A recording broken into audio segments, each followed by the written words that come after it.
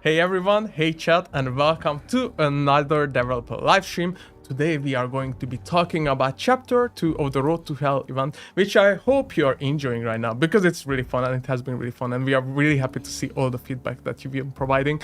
Also, by the way, have you seen this t-shirt? Because it's available in the merch store right now, so check out the Road to Hell t-shirts on Amazon. We have some new goodies there, so make sure to check it out. But why don't we talk about what we will be looking at today and have an overview at the Devstream. So first of all, we will have a smaller community segment looking at some fan art highlights from the past month. Then we will have a small update from the Fair Play Task Force, and then we are going to be looking into the balancing changes and all the data that came with the recently introduced inventory slot rework system. And for that, we will have Rohan and Dennis with me. Hello, guys. Yeah, nice to be here again. Let's talk about some really cool events. On this very, very hot day in Frankfurt, actually. So I'm really happy our AC is working. Just fine right luckily. now. Even though we have all these lights here, it's much cooler here than outside. So it's why I'm here, to be honest. Yeah. Hottest day of the year so far. Yep. And we're gonna talk about a Twitch Bros campaign, which I know everyone has been requesting in the community. So we will have some sneak peek at that today. Then we are going to be diving into the actual Road to Hell chapter 2. So we are going to be looking at the narrative as well as all the new event mechanics that are coming with that. Maybe you have already seen some snippets on socials, but we will explain how it works. So it's gonna be very, very interesting. So make sure to stick around for that. That will also include the cargo crates and the rewards you can get from that. So that will be fun. Then we also have a brand new DLC releasing with this update, as well as 2 new story challenges that we will be covering, and some updates to the player profile customization, especially in avatars, where we have a lot coming in. And last but not least, we will have a dedicated Q&A segment, so make sure to ask your questions. We will even try to answer some during the stream, because now I have a chat in front of me. But if we didn't get to answer your question, we'll try to answer it at the end. Yeah?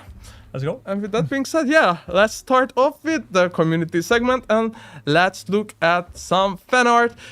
And this is a segment that is new in the stream, but it is something that we want to do in the future more of. So if you have any fan art in the form of like any artwork, music, video, whatever, make sure to submit it to us by just posting it on social. Maybe use a hashtag like hunt art that we have been using for years. Send it on Discord. Today's all the artwork on today's stream is from actually Discord from the last few months, but you can also submit on Reddit, etc. So we will try to include more artwork on the streams. So make sure to make them, because the community is so talented. And I mean, you can clearly see how talented. You can clearly see it. Yeah, absolutely. I really love like that style on Sophia, the left one. Like, still one of my favorite hunters. Like, really enjoy like going out sniping with her. Like, I think that's really matching gear for her. Really, really enjoy that. Wow, that's a really nice shot for her. Yeah, I think like all 3 of these are super cool, and of course very different style, but very cool. And shout out to all the creators. I included all their Discord IDs, but you may see some signatures on the artwork as well, so you can find their other social media if needed. But we do have some more with Roja and the Brood fighting it out. That looks sick. Oran, what do you think? Like, who's gonna knock who over? Is Roger gonna knock the Brood over? Is or is the universe just explode when they attack? Maybe we find out one day. I don't know. Yeah, and on the right side is an actual nice day to hunt, right? You're doing some target practice there with the trick shooter and Desert Rose. It's really cool. Super cool. Then we have this super cool gift that we just had to include. Yeah, that looks badass. It gives that hunt vibe, and I think, as well. and also Road to Hell a bit, right? Like you just stand there with everything burning in the background. But I think there's like a nod to Inferno as well with this one. Definitely. I like the backlighting and stuff, like silhouette. That's really, really amazing. Really good stuff. Yeah, in the middle also the black and white like artwork, super cool. Yeah. And the right is like very artistic, It captures kind of the atmosphere of Hunt, right? Like totally. It reminds me of some of those mood concept shots we had from like the early access times, right? See some of those hunters like out in the swamp stuff, like really, really, really nice inspirations. I like this very clean, kind of very realistic look of it. So appreciate that. Yeah, super cool. And again, if you have some fan art, make sure to submit it to us so we can feature it in future streams, and maybe we'll try to feature a bit more, but we just wanted to start off this time with a smaller segment, and also let us know how you like seeing those fan arts. But let's talk about some Fair Play Task Force update, a smaller update today, but let's look at some of the ban numbers. Yeah, so this is like a small update from the segment of like March 21st to June 21st. And we're looking at 2,076 bans for cheating in that time period. We have like another 160 bans for mouse and keyboard using consoles, since we can detect it a little bit better now. And there's like another 221 bans for other reasons. That can be anything. I'm not going to be too specific about that. Absolutely, and as I mentioned, there's gonna be a bigger Fair Play Task Force update on other streams, usually before a start of a bigger event, when we can provide you with some new information. But we will continue to try to give you the ban numbers and any other update that come up during the time. And then let's talk about the Twitch drops that I mentioned, and I know everyone has been asking about this. Like, oh, why is no Twitch drop this year? Well, here's the very first one for 2026. It will arrive at towards the end of chapter 2. We will of course give you the exact dates a bit later on, so please keep an eye out on the Hunt social channels when it's being announced. We will have a bunch of rewards for you this time around, including 6 rotating reward windows, which will provide new rewards, and up to 22 supply crates that you can earn alongside all that. And it will have a new weapon skin for the Dodge Precision, which completes the Golden Hell Trigger family. Yeah, I'm really happy with this one as well. Actually, I found myself using the Doge P a little bit more again. I've been staying away, like many of us, I guess, staying away a little bit from it over the last years and so. But I think, like, especially with the new system, the inventory system, having like these additional tags of like this is like a size 3 weapon, gives it a much nice fairer trade-off. So I'm actually not feeling so dirty bringing that weapon anymore. So really appreciate it. Looking forward to that skin. And for the collectionist, of course, some variants are in the current battle pass, so make sure to check those out. But you can complete your collection for free just by watching Hunt streamers on Twitch when the drops are enabled. And we will have the additional rewards that you are used to. So legendary skins, legendary hunters, which have a lot that you can earn, and you know, it's a very good opportunity to grab that cool looking hunter and other random skins, charms, and also avatars that you can get. So it's gonna be a great Twitch drops campaign. Again, make sure to wait and sign up on our social media and follow us everywhere to get the latest information. And later on, of course, we will have the website updated where you can connect your account and all the information there as well. So just please stay tuned because it is coming shortly. And with that being said, last update, we introduced the big inventory slot rework system, and we have a lot of data from that, of course, because it has been live for a few weeks now. Yep. So let's talk about that. What we learned so absolutely. far. So like it's been one of the biggest shakeups that we've attempted, and I would say attempted very successfully from what the data shows us, what the feedback so far has been like collected and gathered. We see that the vast majority seems to be very happy with the vast majority of the changes. Let's put it like that. So I mean, the goal was really to create this more meaningful loadout choices that we can put in front of players. So like we kind of break up the existing meta somewhat. And some of the maybe underdog weapon choices are now coming up more to the foreground. And that seems to be overall the case. We're going to go a little bit more into all of these different data points. So this is like a longer segment, but it's actually very meaningful because being such a big shakeup of the meta, now going through what worked, what didn't work, and also like what that leads into like the next balancing steps, I think is going to be super exciting for everybody, even if data can sometimes be a bit dry to go through, but I think many of you will appreciate that. Absolutely, and please do let us know if you enjoy like a more detailed segment like this, or if you would even like to see more like a blog post detailing these even further. But let's start off with the uppercut and the haymaker. Yeah, let's go right in. So the uppercut we did actually as part of the hotfix, right? Like so, it's already been out. It was one of the changes we thought, okay, that's rather safe, small. We can incorporate this into the hotfix, and actually we can show you guys that we're actually listening and doing changes in a high frequency. And that will be followed by another update very soon. We talk about it in a moment with more changes. But yeah, the uppercut. So like before the inventory got rework, I mean, this was basically the go-to gun, right? Uppercut stonks at all-time high. All-time high, like went up, like everybody was using them. And what we've seen after the rework is that the uppercut actually had like dropped significantly. Yep. And we think this is great. This is a good thing. That this is healthy. We look at the chart in a second, and you will understand the relationship of what that means, because obviously it's not tanked completely, but it's found its new space in your home, and that's very, very meaningful.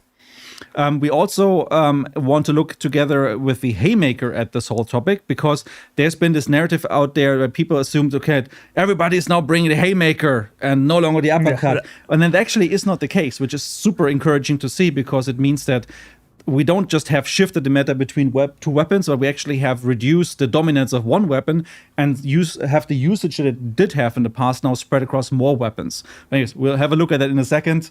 And what we see now anyways is like, since we did that hotfix, like the usage goes up, but also not to the same level as before. So seems to be a nice, good correction, but not to the extent that the weapon is back up on the menu as the top choice. It also shows that the choice between an uppercut and Haymaker is actually more difficult than people would assume, right? As you can see with the data, obviously with the slot rework, from going from one slot to two, uppercut drops down drastically, but to be honest, drops down to a place we kind of want it to be. Yeah. Almost in line with the Haymaker there. Then the reason for our balance fix is, like, I think we clearly saw there was room for improvement for the uppercut when now it's competing with all of the other two slots. Absolutely. So it kind of deserved the damage buff that it did get. Yeah, so we will talk a little bit about like that graph in general in a second, but like let's stick with the uppercut for a moment. As you can see, like the uppercut going down, and then with the hotfix going up. I think you guys can probably see. I don't have a mouse pointer in the show now, but I guess you can guess where the update happened, where it started to go down, and you can also pretty much assume when the hotfix came out. You see the dates at the bottom, obviously. Now, the interesting part here with the Haymaker is that the Haymaker has remained very stable throughout this entire process, right? Like, it's very much in a similar level, even a little bit lower, which means also people have now chosen other things, not the uppercut, but other things than the Haymaker, also like to complement it, which is great. Like, ultimately, it shows us that the uppercut changes are doing what we wanted it to. We want to bring it down from that dominating high space more into the midfield, where it is one of many options, a good and valid option, but no longer that's that dominating default pick that it was for a very long time. Let's have a look at the next chart here. So this is just to give you guys enough understanding how to read this. As you can see, there's like hundreds literally of lines and like kind of subdued in the background. And this is obviously the entire arsenal. We will not go through all of those today. We're going to pick out a couple of examples and highlight those. But you can clearly see some trend lines here, where you see the majority of the equipment bunched up more in the lower third, lower 40% of the screen. And you have like then some breakouts at the top, which are like obviously like the more highly used, the more meta type of weapons. And those we'll pick out obviously a little bit more in detail. In general, what that means is that wherever like a weapon is in this green area, and this is a very rough abstraction, right? Like, don't take the exact numbers here.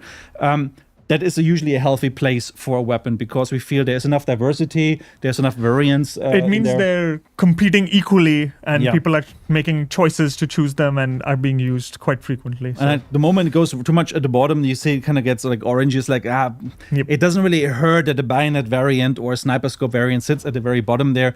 But obviously, we would like that to be different as well. We'd like to bring those up a little bit. But even more important is the other end on the top, where if some weapons really break out a bit too much there, we really have to consider bringing them down in line and doing some balancing to them in order to make sure there's no this monodominant like dominating choice, meta choice in there. Yeah. And after the uppercut and Haymaker, let's talk about the size 1 pistols. So like the size 1 pistols. They actually have a new king, and that's the Lamat. Lamat stocks, all-time high. Get them now. So interesting, when we look at the graph in a moment, we will see that the top 3 picks are all size 1 pistols. So we see there to be quite a dominance of size 1 pistols still. However, there's a caveat to this, because some of that is clearly influenced through the dual wield usage of some of those weapons, and then also obviously because on a size 4 main weapon like a shotgun or specific bigger rifles, obviously by default you kind of pick a one size pistol, so you take the best of those choices, because maybe you don't want to invest into quartermaster to have like also a size 2 complementary backup weapon. So the rules that have changed around how you can build your loadouts obviously have informed some of those changes. And in general, like the Lamat pistol stands out as having overtaken both the Scottfield and the Conversion, which are the runner-ups here. And that also means that, maybe we have to look at the Limmat in one of the next updates in order to kind of see how this goes. However, that's a general note. Yeah. We are still seeing a lot of this meta settle, right? Not all of that is yet at the right position. It's been only a month, right? So people are still figuring out what really is good to play, and potentially, ideally, everything is kind of viable. So we'll see how trend lines go. And that'll determine Limmat stonks in the next update.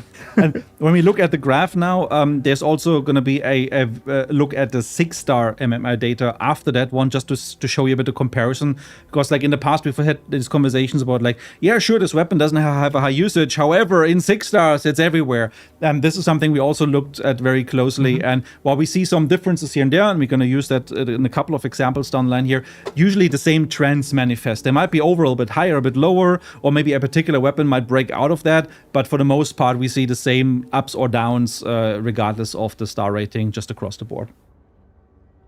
So without further ado, let's have a look at the size 1 pistols. So what you see here is like the Limmat was pretty strong before. It was already in the top, right? But now it has put itself like slightly above the other ones just because it is the more, I would say like flexible choice, I guess. Provides a lot of utility along with just firepower, right, in general. So. And then we've seen the Scott field actually rise up a lot more in comparison, but it kind of settled down a little bit more. So right after the update, the Scott field definitely was like the go-to. That was what everybody experimented with, but it seems to have come down a little bit and settled down a little bit. Still on a high 2nd place. So again, something to look into. Is that in the right place? Is there anything we need to do? Do we maybe need to do something to other weapons to then indirectly have the Scott field, the Limmat, and the others then go down a little bit? Yep. So there's various answers that we can explore what could be the right piece to do here. But again, first important piece for us is just to observe and see actually what trends can we identify, and then reaction is a second point to that one. And then notably here, the conversion pistol has remained very stable. Yep. It's still the go-to for many players. It used to be the top pick there just because of its convenience, its reliability, and it's now still on a solid 3rd place, but kind of roughly where it's at before, so not too much change. This is interesting because in many of the other examples you see later, you have some weapons who have exactly the same pattern, like they have their fan base and people just stick with them. They use them in the same way. They don't pivot from them, and they remain like either a solid high or a solid low. And that's something we have to consider when we balance weapons as well, right? Like potentially the numbers aren't everything that makes a weapon. It's also about how you get used to it, the gun feel, and sometimes that's enough as well. Yep. Then let's have a look at how this chart now would look if you just filtered specifically for 6-star players. We also put the uppercut into this one in addition. The uppercut having like a much higher usage than on 6 stars than it has on average. However, also still the very same tanking and then the slight recovery again with the hotfix. But overall, what we see here is that the Scott field for 6-star players is less of a thing. So many of you just watching who are veterans, maybe in the 6-star realm, and just heard us talk about how awesome like the Scott field is and everybody using it. We're like, nah, no one does that. That shows you how to put that in perspective. So for you guys, for example, the conversion is still the same constant, but you're gravitating much more to the Limmat because probably you know the game inside out, you know what works, you can read those trends very easily and you jump on them, which is perfectly fine and valid. But it just shows you how different areas of the community can sometimes have a slight difference in how they perceive and value a certain weapon and tweaks and what to do with it, basically. Then next up, we do have the shortest shotguns to talk about. Yeah, I mean, arguably the second biggest talking point. And both of those talking points with the pistols we just talked about, but also with the shotguns, being like a result of our rule set change that we kind of really promote that you can choose now a size 3 main weapon and have, without even quartermaster, complemented with a size 2 weapon for this total of capacity 5. And that has opened so many more options and in general a very, very healthy change. However, what we've seen that specifically some of the shotguns have benefited a bit too much from that. So let's go and have a look at some of those. In general, what we've seen is that no, it's fine. You can go to this one. What we've seen here is that the Auto 4 used to be the king, right? Obviously. Was a medium-sized weapon, medium-slot weapon, right? Yeah. You didn't have to consider any other drawbacks except for the price and ammo and etc. But like it was kind of like the go-to pick if you had the money, if you were a top player. And you see this now at the very bottom of the list on the right side. Even the Terminus Shorty has overtaken it. which is great because it also means that this weapon is more balanced now with this additional taxing. Now, is it enough in that area? We have to see. Maybe we need to bump it up at one point again as well, or indirectly through other weapons, shift it a little bit. But in general, it's a good change. We've broken the dominance of the Auto 4 in the shotgun territory. And as such, obviously, because then we have the remaining shorty shotguns stay at size 2, they are the go-to picks, and all of them have kind of picked up on that usage and gone up drastically, primarily the Romero and the Rifle shorty. Yeah, I mean, the Rival is probably the biggest winner here. Yeah. But yeah, like as you said, shorty shotguns are just more usable now. You can easily bring them with a three slot. So yeah. But also to show they're still kind of in the graph we want it to be, even though they've increased. They were previously not used as much as people think, and now they're kind of getting used along with all other things. But the steep rise probably isn't the best for them. So. Yeah, exactly. So again, something we are observing, and even when we talk later about balancing, we have some points about those as well. The important part here is that it's not only just about does it fit into this green area we showed earlier, it's also like, is it healthy with the intra-category changes? So like amongst all the other zone of shotguns, do we see a healthy distribution? Right now, you could argue, for example, the Terminus Shorty definitely is more like the one with the short end here, just because the Rival and the Romero, and we don't even have the Spectre on here just because we didn't want to clutter this whole chart too much, is kind of rising a bit too much to become like the default picks to go to.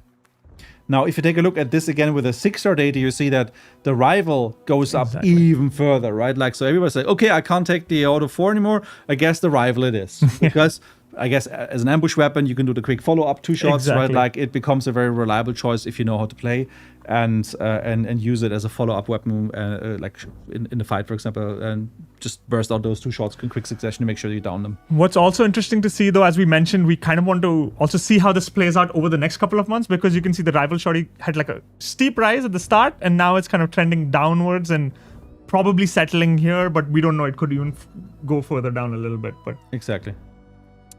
Next up, we have the special long ammo, which was another bigger change in the update. Yeah, so this one was super interesting because obviously that changed up so many combination options as people were using some of the long ammo sidearms to kind of feed the ammunition into the main weapon, and that is no longer possible for like at least the high capacity, like high military grades, weapons like the Mosin, the Crack, etc., because they all now use this new special long ammo type.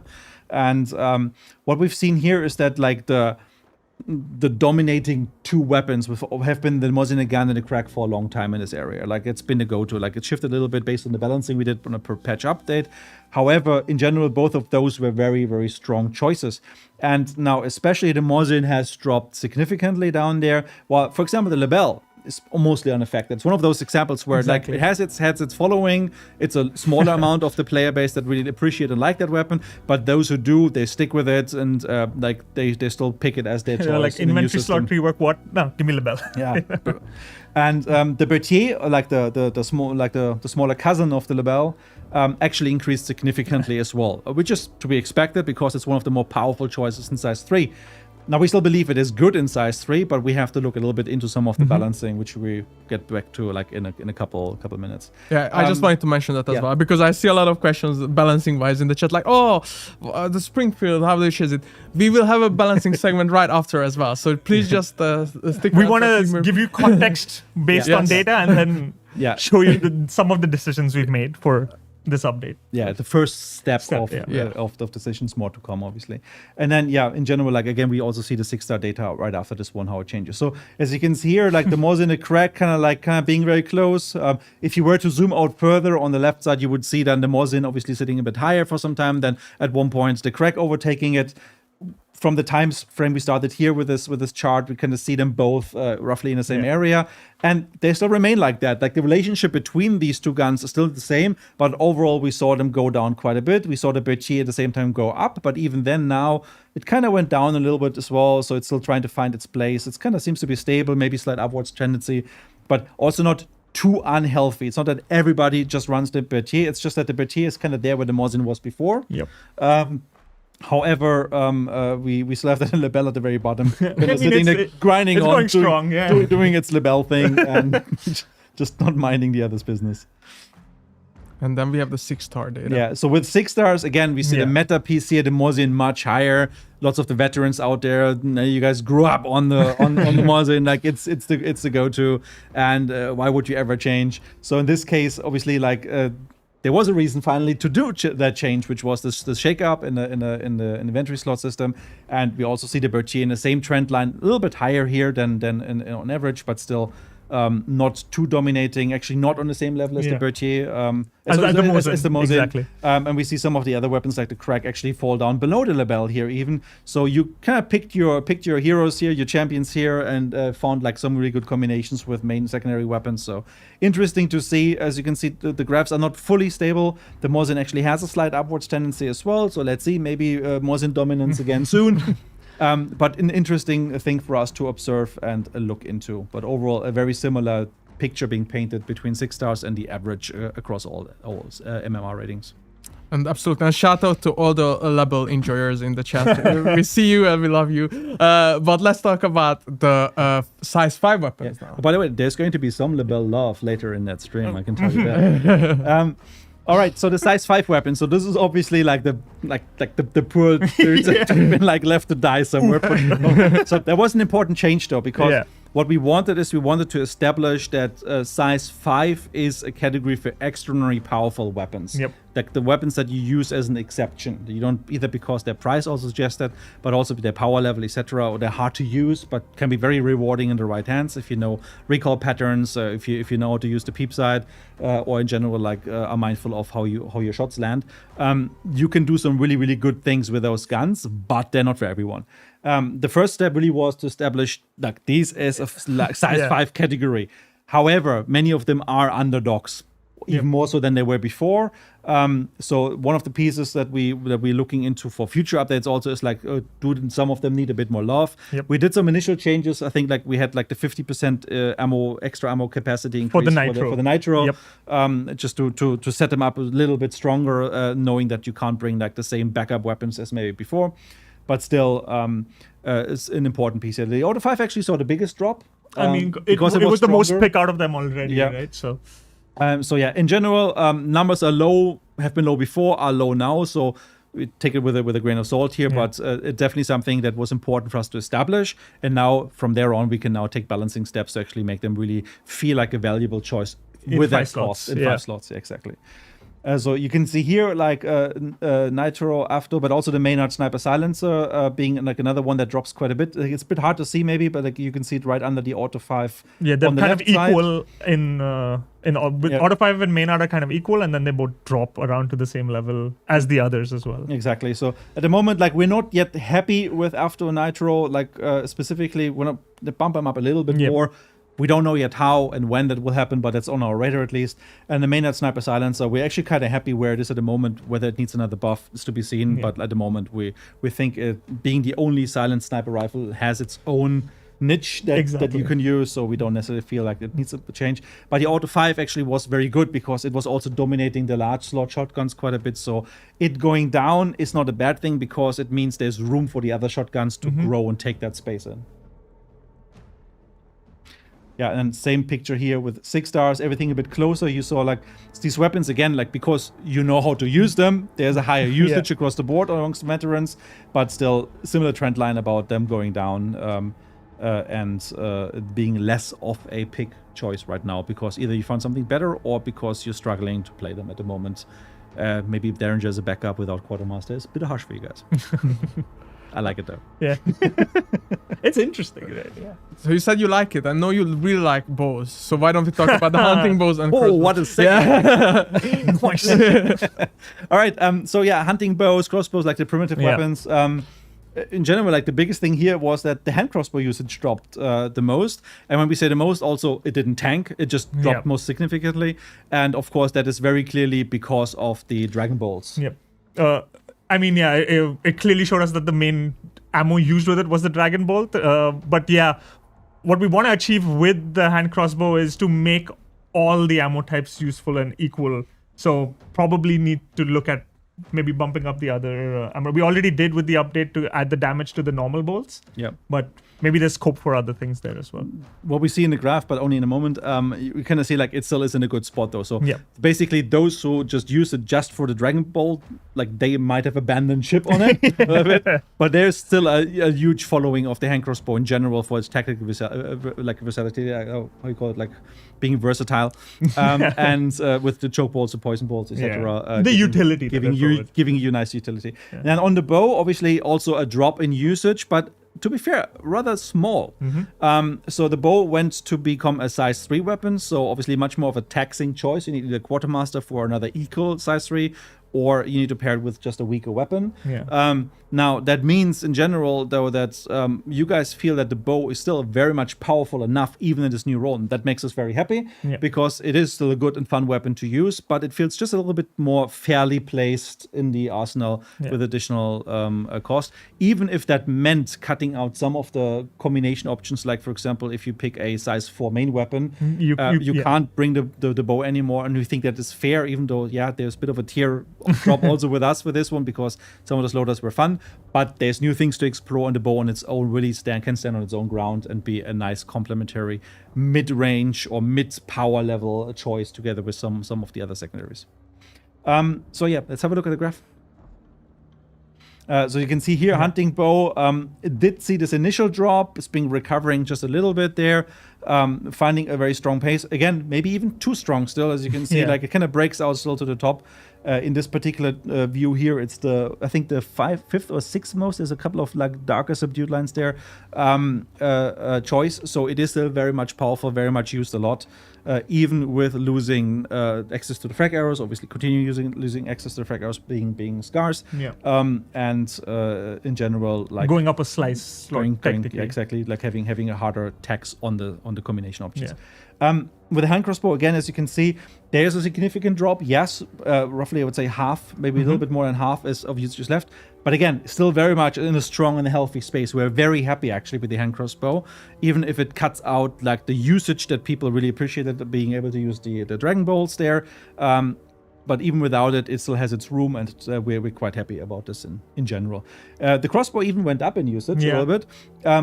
Interesting here is to see it went up even though we made explosive ammo scarce on it, right? Yes. Which kind of tells us that wasn't the most played ammo on the crossbow. But on that note, you can see the poor Chukunu dipped down a bit, which was probably also because of the losing the explosive ammo. So like the Chukunu is probably one of those we want to look at a little bit more in the future. But in general, as expected, some of the motion here with the surprise being the crossbow actually going up rather than going down. And then if you take a look at the 6 stars again, similar thing here. There seems to be less people using the Dragon Balls in 6 stars. You know who you are. So you see overall much higher retention of the hand crossbow usage there still in comparison, but still it is noticeable. And on the hunting bow, you guys didn't get too much of an impact on that one. With the crossbow even going up a little bit more than on average here. And the Chukunu, I guess like most of you on the 6 stars, you didn't really use the Chukunu much with explosive. Actually, you didn't use the Chukunu much. Full stop. But it does have less of an impact, and it kind of remains almost on a similar level as before. So it's interesting to see like the player motivation and how the usage, like choosing what equipment to bring into a mission, is impacted by this. Absolutely. And let's move on to maybe the most discussed topic in the chat right now is the Springfield, but with that the medium and compact rifle. Yeah, so this is like an entire category to what now, but obviously the Springfield is going to be singled out a little bit. Yes. So surprise, the Springfield saw a significant drop after update 2.8 launched. Again, however, there's a caveat because it's still actually pretty strong. We'll see that in the graph in a moment, but absolutely it was felt that its utility by combining it with the Doom ammunition, which is now scarce and therefore not reliably equipable anymore. You need to find it in the world, or you need to loot it from other players if you're lucky, in order to bump it up to that level. But in general, like, we still feel that this is a very good change for the Springfield because it fulfills that role of giving you a cheap size 4 option. So that cheap shouldn't always be just I'm size 3, I'm cheaper, I'm size 4, I'm more expensive, because it impacts what you can do secondary weapon-wise, right? So by going for, let's say, a Romero, which is size 4 shotgun, by going for a Springfield, size 4 rifle, combining that with for example, a cheap sidearm, you do have some budget loadout options to go to, and that was important to retain as well in that option. So we're still kind of happy with it, but we look at it a bit more in a second, what it actually means. We also see some very clear winners in the size 3 category, specifically the 1865 carbine and the Vetterli, moving closer to being higher pick choices. And then in general, like what we still see is though that a lot of the weapons, and I can name the Marathon as an example here, they're kind of like flatline in a similar way. Like they're constant. Flatline's maybe the wrong word. They haven't really changed much. It's like that. They have their following. People use it. They like it, but it didn't pivot much up or down in any way from where it was before. Still is a reliable, good pick, but that's about it. So yeah, let's have a look at Springfield. So as you can see, like it was never really the most used weapon, but it's still like, I would say like 60, 70, maybe 65 or so % roughly of where it was before. Yep. So it didn't completely tank. Actually even went a little bit up with the hotfix area again. But still kind of trending a little bit down. So it's something to look into. It's not in the healthiest spot, but it's also not in a bad spot. So if you take into account the extra ammunition it has, if you take into account just like the price and just the affordability of it, it still seems to be a very desired pick for many of you out there, especially if you're struggling for money, etc. It's a good solid option to consider. Me. Rohan is Mr. Springfield, right? I'm Mr. No Money. I think it's interchangeable. So this is a specific example here for the Springfield and how the ammunition on the Springfield has changed. So there goes a bit of a different formula in the background. That's why we moved the left side. Like, so there's no percentages. It's really just about the relationship between the different ammo types here to get this point across. So as seen before, like the Springfield had Dum Dum be by far the most dominant primary pick. Like you would definitely bring Dum Dum before I would bring something else in there, and would use that more often. At least have like more often than not at least one Dum Dum ammo equipped in it with the 2 slots it can equip compared to just running at default. And we've seen explosive being the very low, poison the very low, and high velocity being very low. Now, as you can see here, and this is like again about this whole diversifying of our loadout options, is that by hard tanking the Dum Dum availability, we actually have other ammo types thrive a little bit now. So if you think it's important for having like status effects like fire, for example, which you don't have access here, but like in this case poison, like you can use like hit someone with it, they're pressured because they can't heal at the moment, etc. It gives you an advantage you can exploit. You see people kind of picking that one up and then saying, okay, well, I guess poison is my go-to now in this regard. Not as many as it's chosen Dum Dum, but you see people are kind of like growing to the idea of still having at least some variety in ammunition. And kind of using it in the same way to apply pressure, maybe with the Springfield Shorty or whatever, that you would apply with Dum Dum, now applying with poison. Or at least in this case, like, so if I can't have Dum Dum, at least give me the higher speed, higher velocity, high HV ammunition, basically, in order to make it easier for me to click those heads. Explosive didn't really matter too much. It was low, it's still low. But you obviously see also the standard ammunition go up very drastically. So again, even without picking any extra ammo types, you still believe this gun is good, and we trust you. So apparently, it's being used and worthwhile to pick still. But that doesn't mean we don't want to do any balance to it. All right, then let's have a look at the other like medium and compact rifles that stand out. I mean, as you can see, the 3 slots stonks up high. All 3 slot stonks are going really high.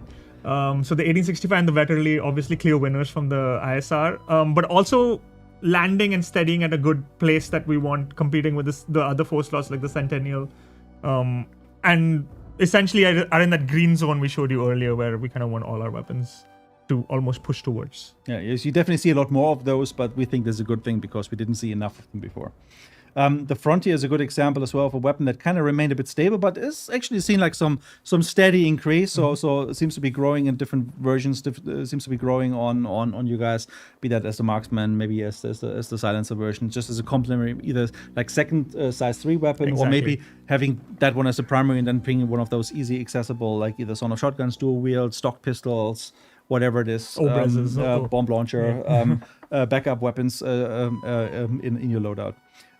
Interestingly enough, though, the Ranger, while remaining stable, has actually been overtaken by the infantry, which was almost absent before, and has really risen to prominence. We think there's two reasons for that. One, obviously, like by going both of them being size 4 weapons. If you have to pick a size 4 weapon and you accept that as a limitation, you probably want to have the strongest option, which is like more ammunition, longer barrel, etc. And maybe the drawback or levering other pieces isn't that important to you in this case. However, there's also some really pretty good looking skins as part of the battle pass. So I think just some of you really enjoy using those skins, and that's why we also see the usage go up, regardless of the actual in-game performance. So it's interesting how sometimes, like, obviously availability of a skin or whether a weapon is used in a specific weekly challenge by a large amount of people or as part of, like, say, a story challenge, that obviously that always locally drives up some of those usage and spikes it a little bit. And we're like, why is this going up? There's a challenge in this thing, and then that's the reason why. So sometimes it isn't very clear for us even from the get-go, and we have to, like, kind of deep dive a little bit into it. So, actually, that was one of the questions I seen in the chat. Like, how do you measure it when there's actual challenges going on with the weapon, and then data may shift because of that too? Generally, when we have challenges that cause a shift, it is like a temporary spike, and so it kind of balances out, and you see it settle. So, I mean, obviously, this time frame is kind of short, so you might see these little peaks, like even in the middle where the infantry goes for a little bit of. So that is kind of what the challenge kind of peak looks like. But when there is proper meta balancing changes, you kind of see a steady increase or a sharp drop. Yep. Case in point, uppercut and stuff like that.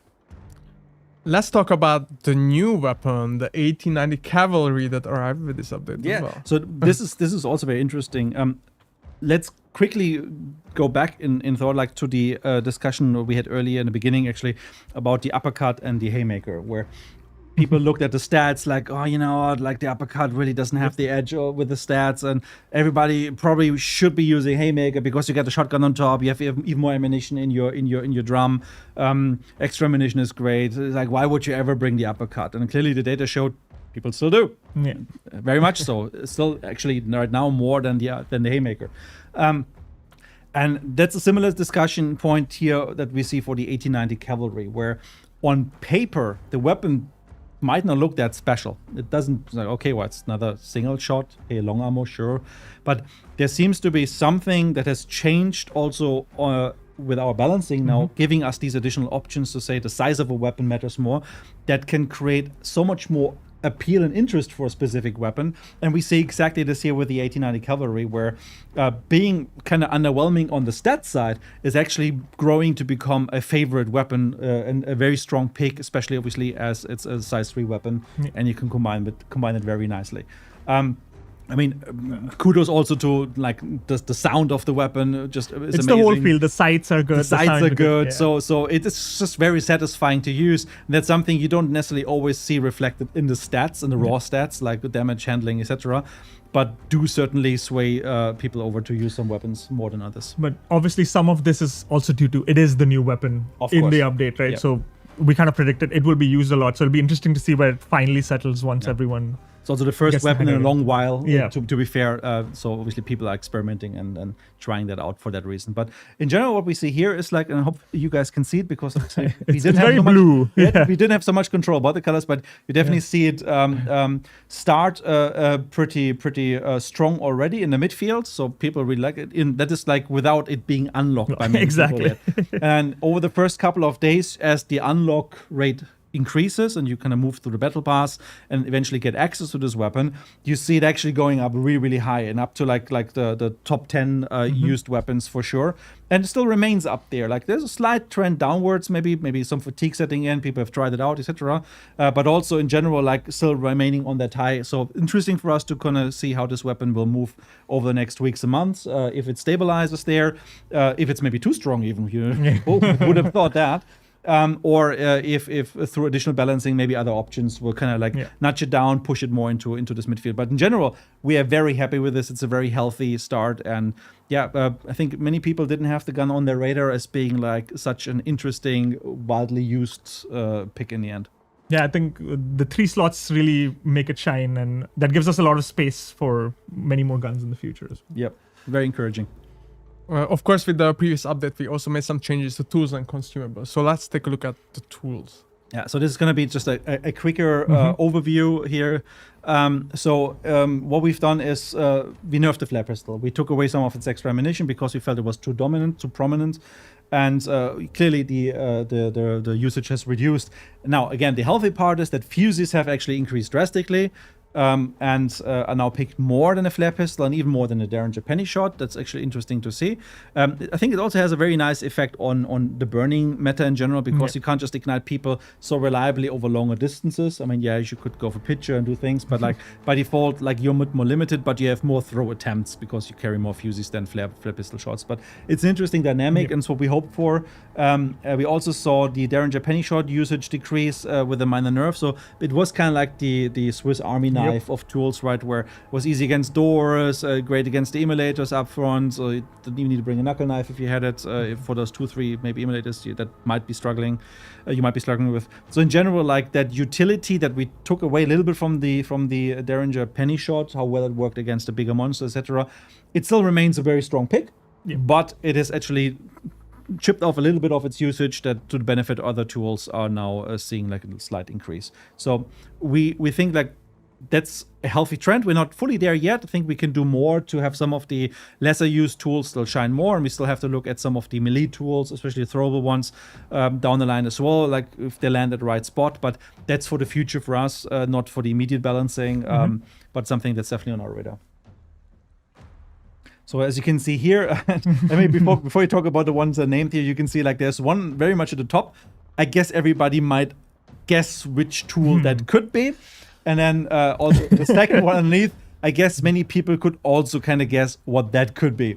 In this regard, like medkit, spear, etc., is pretty much a given here. But all the remaining choices have been a little bit further apart before the update, and now actually coming down a little bit and being a bit tighter.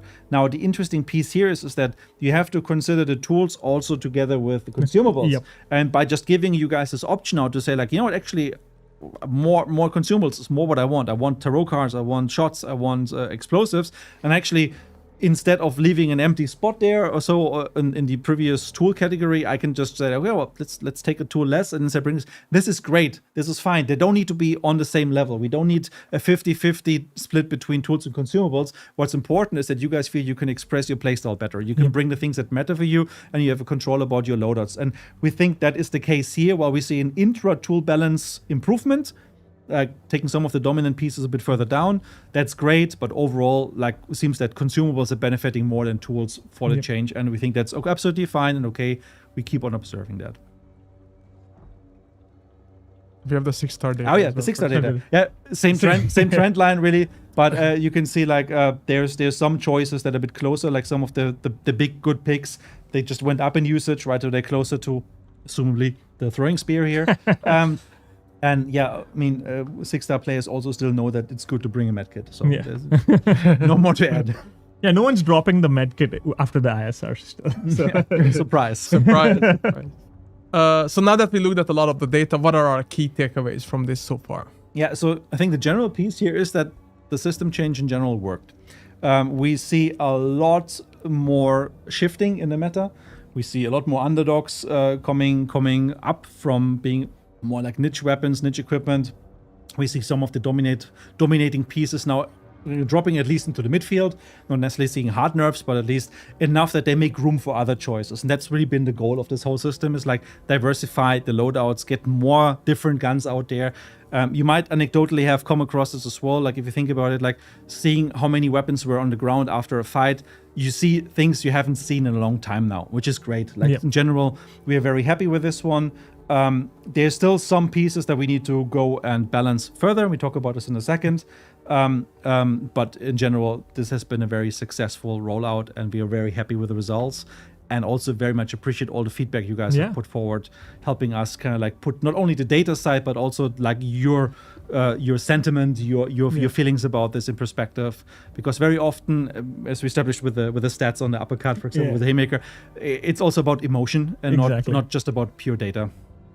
And absolutely. And before we look at the balance changes, just to reinforce that, if you like this kind of deeper look at data, please let us know if you want to have this on the streams, even more detail or like this, and if you want like a dedicated blog or something like this to like look into it. Because of course we can do it, but we know it's a Monthly, somewhat drier topic. And monthly hunt gun stock update. So I mean, in general, like this was a big section now because we had this big system change. Obviously, in the future, we want to then keep it more to like important trends. We probably don't want to spend like the same amount of time every single update. But I think this was very good and healthy, and hopefully you guys appreciate as well getting these insights and the thoughts and considerations, and also maybe challenge your own perspective a little bit on what you thought would be the next dominating or dominated choices, and kind of see how the actual meta is now shifting and shaping up, and it's maybe actually pretty good. Absolutely. And in the next chapter 2 of Road to Hell, which is also update 2.8.1, we are making the first balance changes to this based on the data, of course. So let's look at those. Now finally answering everyone's question. Yes.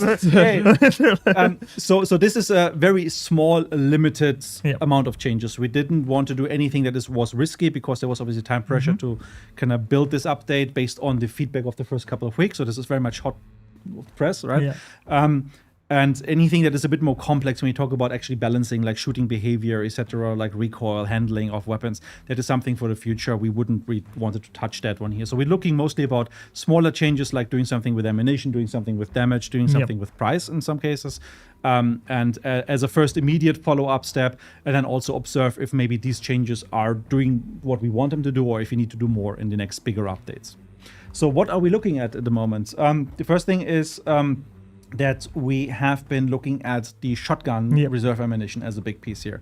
To the point that we felt that it was just a bit too convenient to bring those size 2 shotguns, because many of them came with like 8 to 10 extra rounds or total rounds of ammunition based on what's loaded, what you carried extra.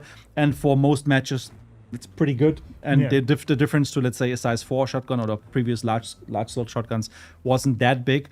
So one of the things here is that we wanted to make on one hand, the full-size shotguns feel a bit more rewarding for their weapon size. So like a size 4, they're all size 4 except for the Auto 4 and the Limmat Carbine. But both of those are special cases. When you take a look at the Spectre, the Slate, the Terminus, all of these guns, they're all size 4. And we felt that they need a little bit more ammunition to be useful in this area. Most of them have actually stagnated in terms of their usage. None of them have really risen up, but also not really dropped hard. But they kind of like go like, they exist, they have the following. But especially in contrast to the sawn-offs, which have climbed up very, very drastically, the utility of those size 2 weapons has definitely been a bit too good. So that's why we want to do this hand in hand. On one hand, just the full-size shotguns, the size 4 ones, going up in extra ammunition a little bit. Not all of them. Like the Romero, for example, we didn't feel need anything, so we didn't give that one more extra ammunition. But like weapons like Terminus and others, we did that. We're not going to go about the exact numbers, but I think an example is like where a weapon might have had 8 shots extra ammunition before. Maybe it's 12 now. So like up to 50-ish%. But again, we also didn't do this as a flat out change across all of them, because we use that same thing now to maybe promote, for example, like the Terminus a little bit more, that this benefits just slightly more than the others because it is overall perceived as being a weaker shotgun. In a similar way, then the sawn-offs actually go down in usage. So where before they had like 6 to 8, sometimes even 10 rounds total, we're looking into like a reduction of sometimes even up to 50%. Where like a rival might be like 2/4 now, or like or 2/6. I'm not 100% sure exact final numbers we've agreed on, but overall you can see some of them are very much reduced, and that means if you pick them, they're still very powerful. We didn't want to compromise the power also, right? Yeah, I mean, exactly. We do like the fact that they are kind of reliable, because before we did buff them a little, they were kind of not used because they were just basically perceived as RNG and kind of not reliable. So they would another medium size at that time would have been picked. So we kind of want to keep them at their relative power level, but want to make sure that when you're using it, you need to make sure your shots count. Yeah, they're a bit more taxed economically now by just having this reduced amount. So still very good ambush weapons, still good to react, but you might run out in a prolonged fight. and therefore need to redact it. So maybe, again, some of you will just continue using it because I only need those 3 shotgun rounds and I kill that trio. Perfectly fine. You're great. However, some of you might say like, you know what, actually I might now pick up dual pistols, or I might go pick up like a bomb launcher or like a stock pistol or any of the other size 2 alternatives because maybe they're more reliable for my purposes. Yeah, and it's also important to know, like, we do want to make like incremental changes. We don't want to change them completely. So if we do see the trend still going up, most likely we will look into the shorty shotguns again. Yeah, in the coming updates. It's a first immediate step now to see, okay, as the meta is still shifting and like kind of solidifying after several weeks now, will this one, which is a change that comes up soon, obviously, have any impact there? Do we see the same trends confirmed or not? And then, it will inform any future balancing based on that. We also adjusted some of the shotgun pricing. There's again a similar thing like the Terminus becoming just a bit cheaper, and therefore like within the shotgun categories, be that within the 4 or between the 2 sizes, having some adjustments there that some of the maybe underused ones are being shining up a little more. Absolutely. And before we go on to the other changes, just want to address chat because there's a lot of talk about, again, like ping abuse and those usual topics that are coming up and ping restriction. First of all, in the last stream, we had a longer segment for the Fair Play Task Force where we discussed those topics in details and how we are working on them and what our plans are and where we are currently with them. So please go back to that and check that out because I couldn't say it better than the people in the actual team that are working on it. So that's the update. And as I mentioned in the beginning of the stream that when we have bigger updates, we will let you know in the stream. So I see a lot of questions about cheaters again. We did have a segment in the beginning about the med numbers for that too. But again, with bigger updates, we will let you know. But it will be super great if you could ask the questions about the current topic when we are talking about it, because if you just spam the same thing 10 times about ping abuse, doesn't really help us, and we already kind of told you where we are at it currently. So again, we will try to update you as much as we can, and we will have a dedicated Q&A segment at the end too. So if you have questions about anything, we will try to answer it. But it was so cool if you could talk about the topics and not just spam something. So please, that helps us a lot. Sorry to interrupt. I just wanted to address because a lot of questions. But let's move on to the other balance changes with that being said. Yeah, so we grouped basically all the other, again, smaller pieces for balancing into this other category. So it's a limited set overall, but still without like the most meaningful, the most impactful changes. So obviously the Springfield has to be on that list. So what we're doing on this one is actually increasing the base damage just a little bit. This is a trend we've been seeing in general now where we've kind of moved with, for example, the Maynard into the territory where we allow also medium weapons to have a high amount of damage, but they will only have that for a very short distance, and that they bleed their damage much easier over distance as the bullet kind of loses its power, compared to, let's say, a long ammo cartridge, which might maybe start a little bit lower in damage, but actually retains the damage and eventually overtakes in terms of damage at a certain distance. So think of the medium bullets as being good for stopping power, right? They work very well in close range, but they're not that effective in like the medium even, or some especially like the longer distances. And that is translated here as well. Springfield has a powerful round. It kicks like a mule when you get hit by it, but that damage obviously doesn't translate to be the same as, let's say, a weapon that is a long ammo weapon, because at 100 meters that damage will be a fraction of that. We also obviously have the shorty adjusted this one. So both of those become very interesting choices because obviously they do a lot more damage, which means they're great for follow-up shots, etc. Yeah, they pack a bit more punch within the 50-meter kind of. But doubling down on their respective categories. So Springfield remains a size 4, Springfield shorty remains a size 2, obviously, and then rather giving them a bit more punch per shot. But still relying only on the main ammunition, and then you can experiment with high velocity, with poison, and the other ones. And keep in mind, like the damage then translates based on ammo types as well. So explosive obviously goes down because explosive generally is lower, high velocity is a bit lower. So we didn't list those numbers here, but obviously everything translates down with the usual fractions and percentages as you would expect.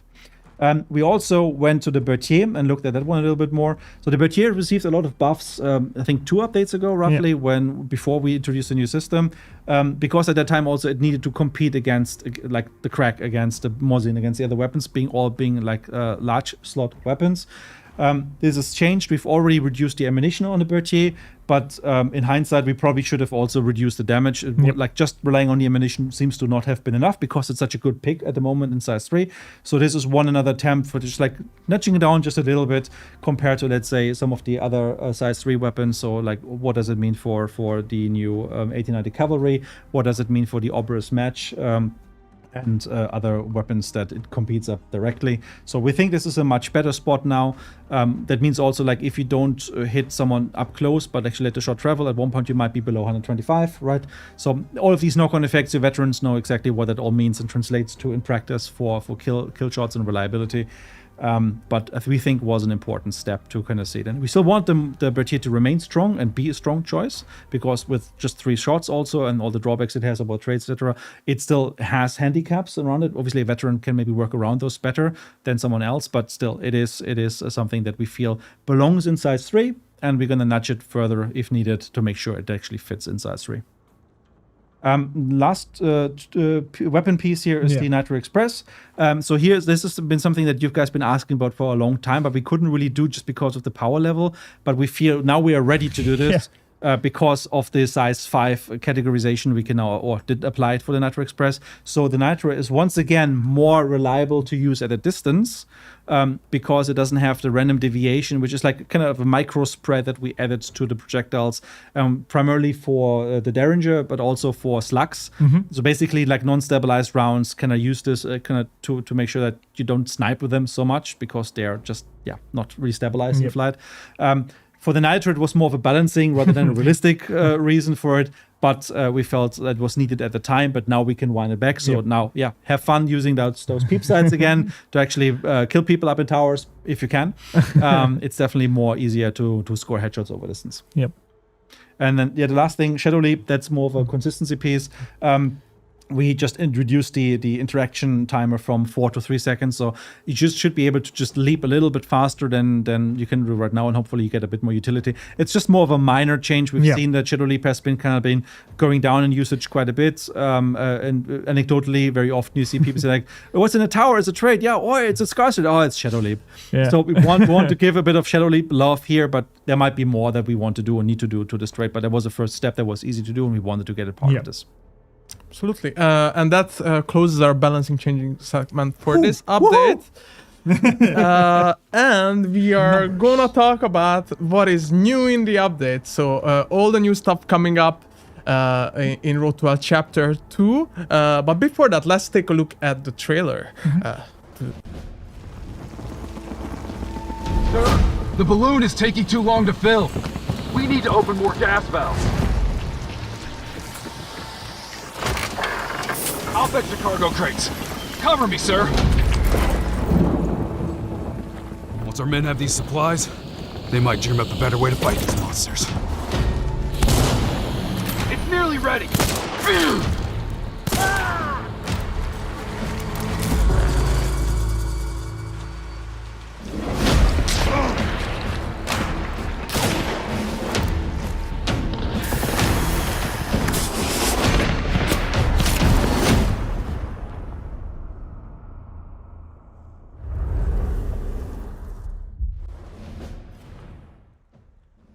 As always, what an amazing trailer by the creative services team. To shout out to those guys, always delivering super cool stuff. And before we jump into it, to Chapter 2 Road to Hell, very important thing is starting on July 2nd.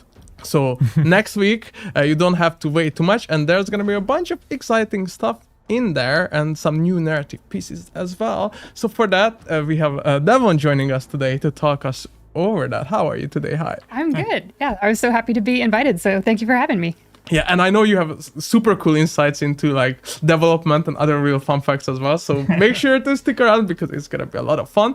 But yeah, how about jumping into Chapter 2 and talking about the story around it and the cargo balloons? Let's talk about balloons. I know a lot of people worked very hard on this, so it's very fun to just like, it's balloon time. Hopefully you all saw the gameplay trailer drop yesterday as well, which was looking great. So in researching this whole event and the theme of the event, we found that the military at this time, and a lot of militaries at this time, had balloons that they would use. And these were historically For like aerial reconnaissance, you would get up top and do topography. You would make a map or report on enemy movements.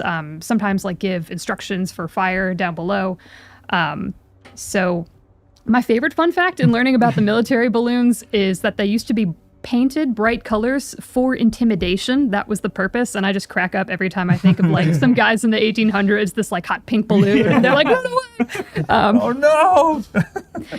And I remember the idea came, we wanted to put it in the game because one, it sounded like fun. And then Rohan came over and said, well, we've got this story. How would this make sense in there? And the answer is quite easily. You know, not only is it historically accurate, it was used in the US in the Civil War. Both the Union and Confederate armies had balloons.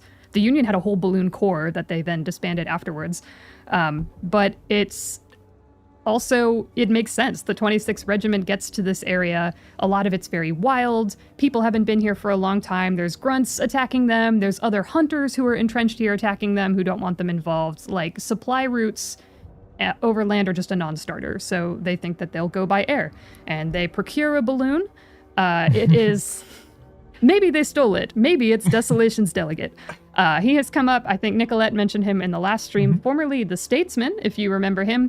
He is basically financing this operation. He is sending weapons and ammo and things in crates via the balloon to the 26th Regiment. In return, he would like them to send him samples of corruption, monster parts, and weird stuff that they find that they can't explain. And whatever he's going to do with that, I don't know. Maybe we'll find out. But they ate that stuff, so they couldn't really send it. They ate some of that stuff. They sent some other stuff. So when your hunter arrives here, you and your bloodline, you can see from the storytelling in the stronghold, the writing on the walls, that kind of what's already been happening to the 26th, that's already gone down. And now all of those crates that they were using are just lying around for you. So what are we going to do with those, Rohan? Yeah, so let's talk about the gameplay changes that are coming with that. So, what are cargo balloons? So there is kind of an expansion of already more objective-based play at the stronghold. With Chapter 1, we had obviously the dead boss there to banish, the cage boss target, and now we kind of want to expand about playing an objective at the stronghold with the balloons. They are basically a new extraction objective where you can extract loot out of the game mid-mission, which is something new that we've done. We'll get into the details in a bit. But yeah, you basically load the balloon with cargo and send it out, inflate it and send it out for some juicy rewards. Yeah, so what are the balloons? Yeah, so the cargo balloons there'll be one per stronghold. They'll always be at the stronghold. They're used to extract the cargo, and the cargo that's extracted is rewarded to you even if you don't leave the mission, if you die during the mission, which is very important to us. The cargo can include the cargo crates that you I mean, I'm sure there's been a topic of discussion with the community. Some of you have been carrying them around. Exactly. We just teased it, and we wanted to see how many people would actually carry it around, and I guess people found value in it to run to the extract, which I like. I love it. But yeah, the cargo crates were always designed with the balloon in mind, and more importantly, you can extract a bounty token mid-mission, which is something we're very excited about to experiment with. So there's like kind of two parts to the whole gameplay. You have to kind of inflate it first. Once it's ready, you have to interact with the balloon to release it, which is also kind of a timed interaction. So there's a lot of defense and attack play that you can do. And as an attacker to a balloon compound, you can also, there are many ways to counterplay it as well. And of course, the team that launches. Yeah, the team that launches gets the reward, yeah. Yeah, and let's look at the inflation mechanic that you talked about. So, how does that work? A lot of you have already talked about the barrels that you have seen at the stronghold. Well, yeah, that's containing gas that you inflate the balloon with. There are valves at the barrel that once you open those valves will inflate the balloon. There are three valves at each stronghold. Essentially, they kind of join at this junction towards the balloon, and they're all connected by a pipe. So how you find them is you kind of can follow the pipe to find the valve. It's important to know there's one valve always inside the main fortified area, and two are always outside. So you kind of have to put yourself at risk to inflate the balloon faster. And the more valves you turn on, the faster it inflates. And here are some of the numbers. So with all three activated, you inflate it in 4 minutes, and the slowest you can inflate it is 12. I think in actuality, you'll kind of see that number somewhere in between per around 6-ish minutes because you're not going to inflate all three at the same time, and then there are other teams who obviously going to block you from turning on all the valves. So the 6 minutes should also, or up to 12 minutes, should also provide enough time for teams to even get here and then kind of either steal the balloon, kill the team inflating the balloon, and take it for themselves. A whole bunch of things. Someone was like, inflation. This is the fun kind of inflation. Okay. I mean, yeah, during playtests, ironically, one of the saddest but even amazing things to see was you're getting to the compound and you see the balloon kind of drift away, compounds away. But it's a cool visual, though. I want to shout out also our level art and level design team. They did a lot of research into the hydrogen barrels, and that is the way that they looked. They've actually, I mean, you can't see it from the outside, but they have like layers inside of the barrels so the different chemicals could be reacting and working together. So yeah. That's super cool. So how do we load the balloons with the actual cargo? So It's rewards. Yes. so these cargo crates you've been lugging around, you can actually fit them. They're nice slots in the balloon. Ooh, I wonder what you put in there. You put these cargo crates in there. So you carry them to the balloon. You can load up to 4 cargo crates. It's important that once the balloon is loaded with the crate, you can't unload it, right? And including the token. So you can load up to 4 crates and 1 bounty token into the balloon. Loading the crate does not reserve ownership, meaning if you load your cargo crate in it, doesn't mean you will get the rewards. It's all the rewards are completely tied to the person extracting the balloon. But if, say, I am extracting the balloon, my whole team will get the reward. It is shared within the team. Absolutely. So what are in the crates then? Okay, yeah. I mean, this is the hottest topic of discussion with these crates, right? We've introduced 2 of them at start of chapter 1, and you must have seen the third one come in last week when we unlocked the new strongholds, the weapon cargo crate. But essentially, there are 3 types of cargo crates: the scarce ammo crate, the hunt dollar crate, and the weapon cargo crate. And each of them have a standard and a worn variant.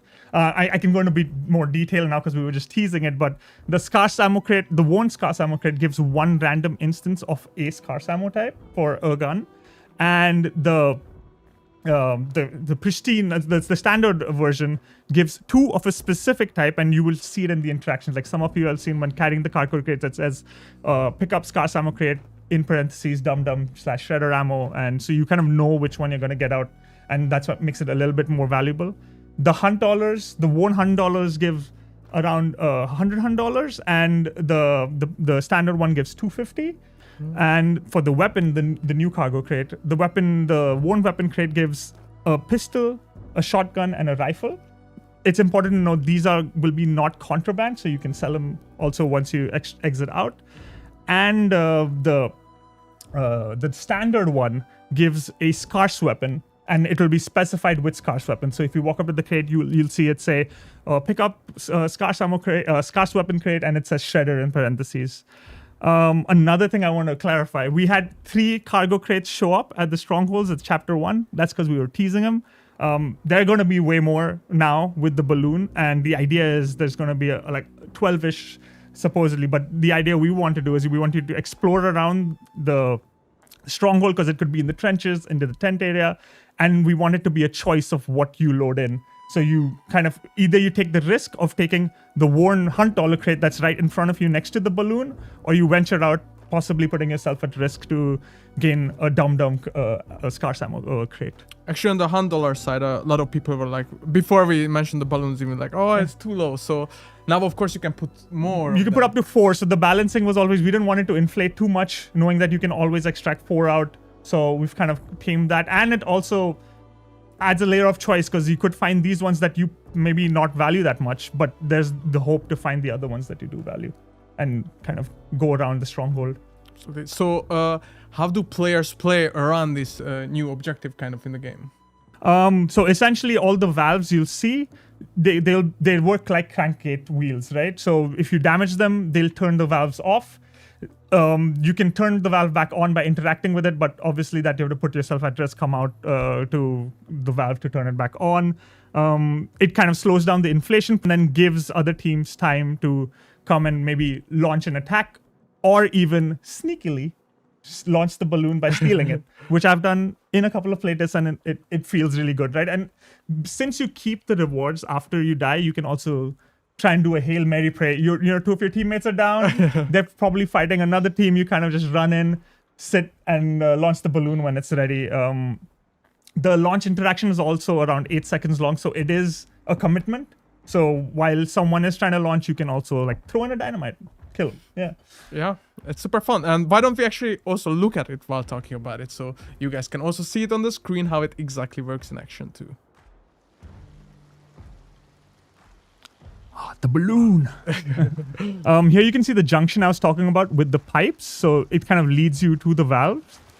It's important to note, once you turn one on, you'll see it in the video, the valves have feedback of them wobbling. So you can tell which valve is on at all times. And you can tell if someone has turned it off as well, similarly. So there's 3 of them. One is always in the crate, in the fortified area, just to repeat. And here you can see the difference in speeds. What's important to note is it was really important to the team to have like diegetic UI. So you have this kind of meter next to the balloon that shows you how close it is to being filled. And it makes noise at 50%.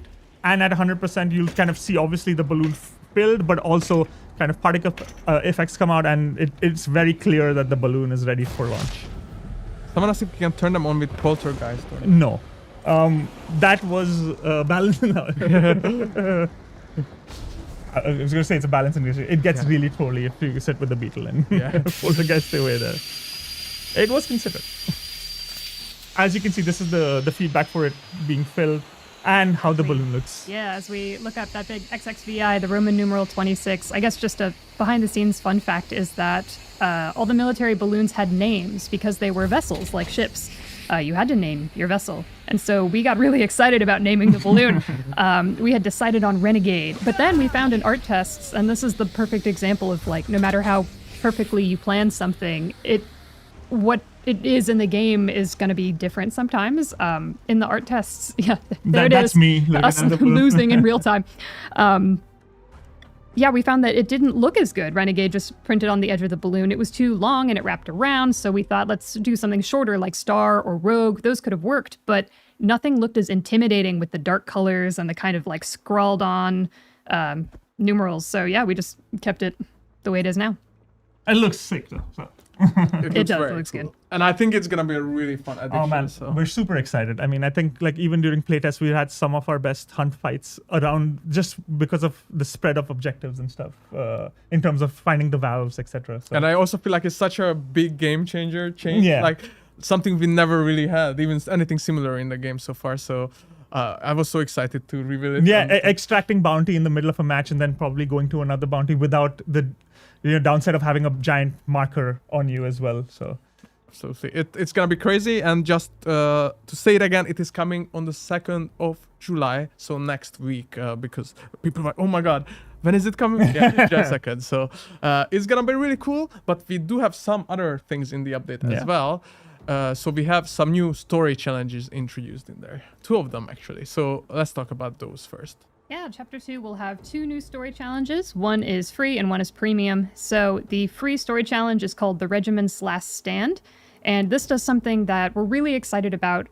We want to be able to start using the story challenges to feed into the event story and to get you more of that. Because when we make events, a lot of what we do is make like a big narrative document and everybody kind of, it's so big. Everyone's like, why did you make it so big? But everyone can use that to kind of find the themes and the vibes, and we all try to use this as this kind of unifying factor. And some cool stories end up there that don't then make it into the game, and now we can put them in the game. In addition, give you extra challenges, extra rewards, and things like that. So it's going to expand on the whole Road to Hell narrative as the event goes. Another reason we're really excited for this is that this is a way to kind of keep the event in the game even after the event is over. So if you're new to Hunt, or if you are busy and have to miss this event, those rewards and challenges will still be there for you attached to the story event, and so will the story itself. So if you're interested in story, then you can kind of read through and piece together what happened. The premium story challenge is called Let Us Pray, and that one is also a little bit tied to this event, which I'll get into, but it's also an opportunity to just dive deeper into the Hunt world in general. But first, let's talk about the Regiment's Last Stand a bit more. Yes.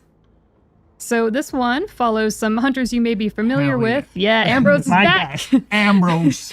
I just got very fond of him while writing. His tone turned out very no nonsense and very tired. Ambrose Hazen and Otis Blackwell, they have joined the 26th Regiment because Otis, in his backstory, is a veteran. And so when the 26th come in, they think, all right, this is great. There's more manpower, some guns, some order, and this is what we need to be able to fight corruption, finally. And of course, it does not go that well. Instead, they get front row tickets to the madness. But we want this to add a little more depth to the whole like stronghold disaster. You see it from Ambrose's point of view. This was a really fun opportunity for us to start kind of making things in the level that would appear in the story challenge and vice versa. So we worked closely with level design team.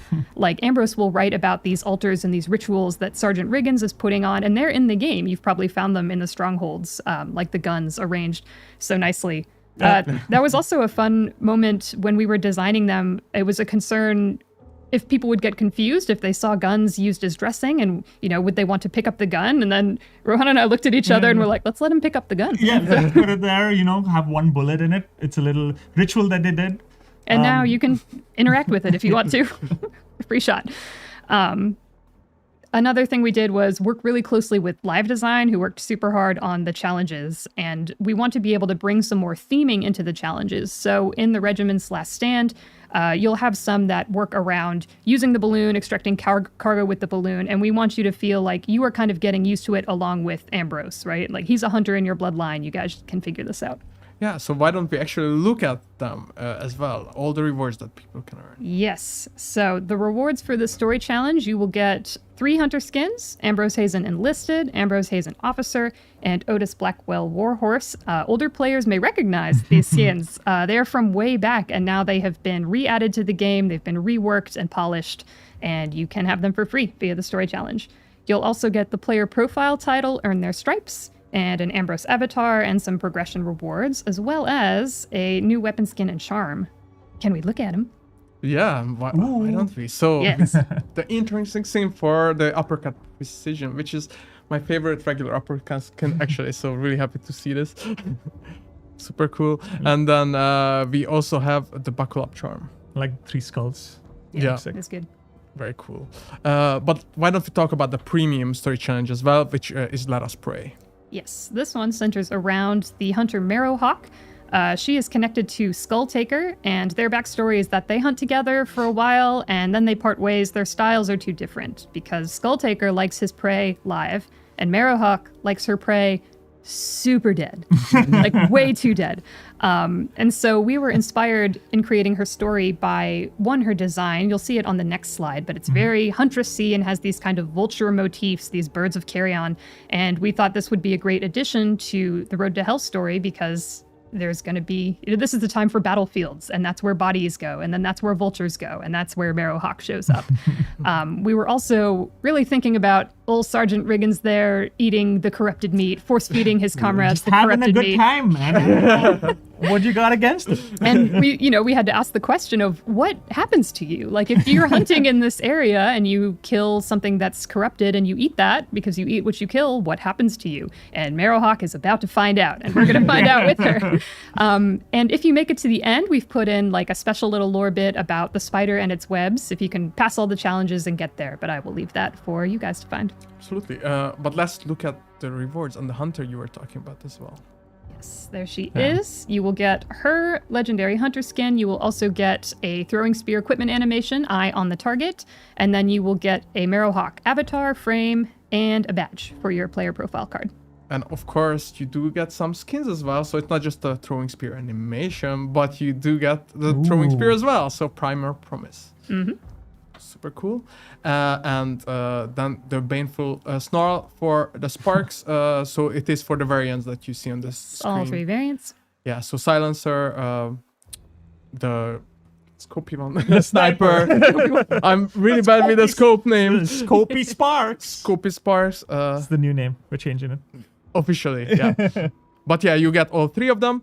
And then you also get a charm in this story challenge as well, which is called Incisors.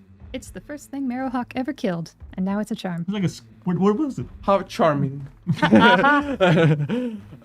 Dennis is still here. You can see his mouth. He said, I got the thumbs up. Yeah. Yes, I got it. Just not got permission for that. But as I mentioned, we also have a new DLC in the update called the hunter is called the mercenary, but the DLC itself is called Twice and Renegade, and you can actually wishlist it right now already. So make sure to check it out in the store. Give me a second. Yeah.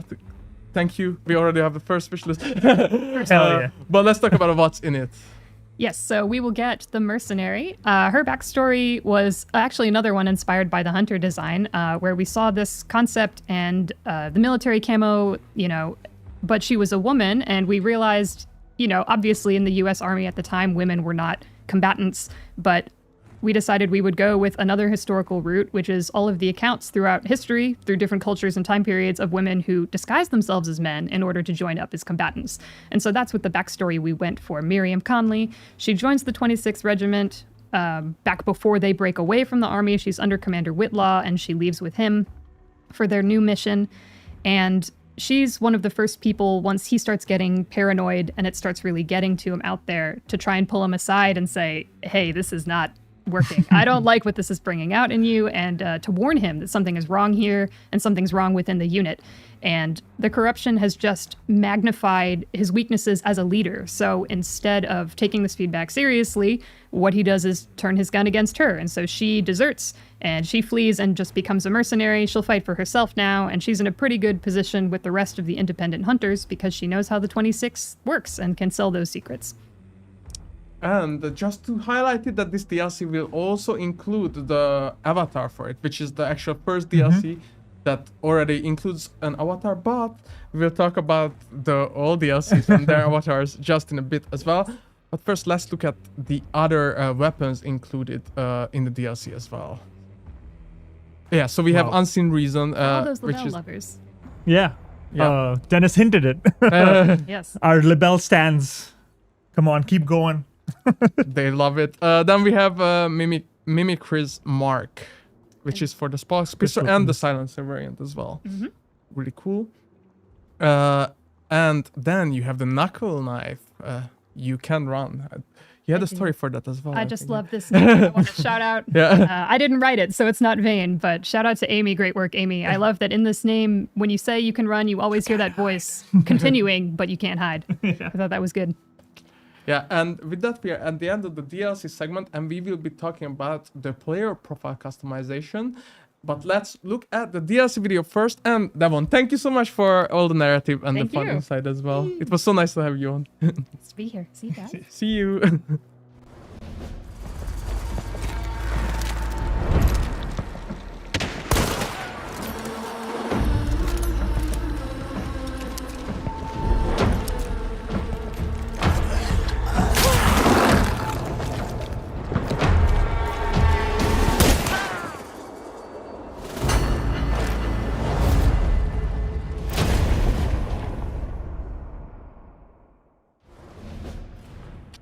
Right, while we were talking about it, I already read the chat and people are like, oh, we don't have the avatars for the old DLCs. It kind of sucks. Well, now we have some new ones in this update. So what are we doing here, Dennis?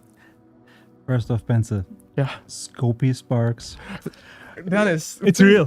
I think actually you have to change it in the game to that now. I think Sniper is too hard to remember. Scopy. What about Marksman then? Scopy. Little Scopy. And then the Deadeye? Yeah. Deadeye, medium Scopy. All right.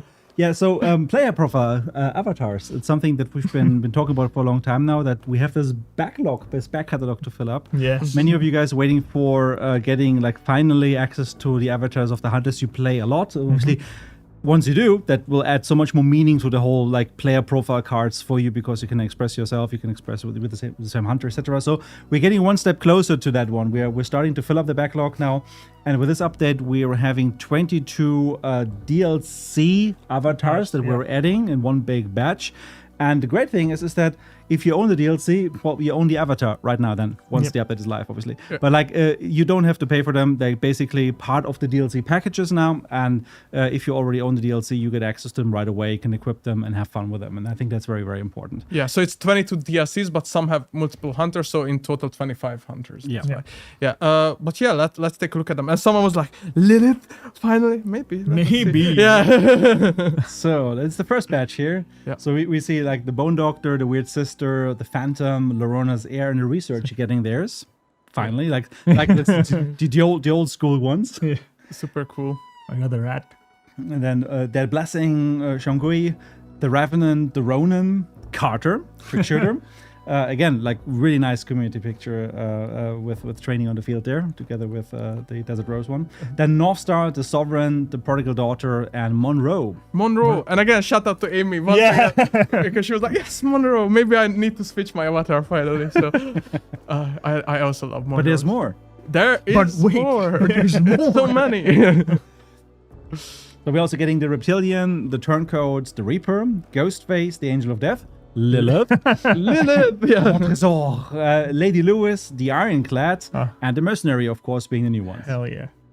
Yeah, so finally it is complete. The DLCs are there. I know that a lot of people ask for it, and it will also bring so much variety to profiles now. So it's the first step. There will be obviously more badges coming in the future. We want to complete the entire backlog catalog so that everybody can just really use the ones from the hunters they really cherish and enjoy using.